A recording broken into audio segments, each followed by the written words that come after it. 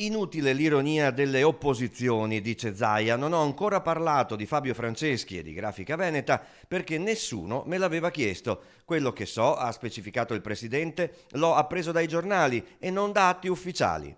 Penso che i fatti siano non gravi, gravissimi.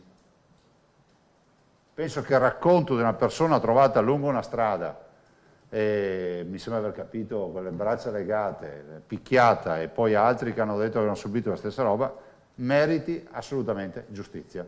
Punto. Dopodiché i processi si celebrano nei tribunali, non in strada, tantomeno nei giornali. Io posso solo parlare bene di Fabio Franceschi e della sua azienda, per come l'ho conosciuto e per come lo conosco. Non faccio l'avvocato difensore perché non è il mio ruolo, però non posso neanche accettare di vedere commenti che vanno a riesumare un atto di assoluta, pura donazione che lui ha voluto fare.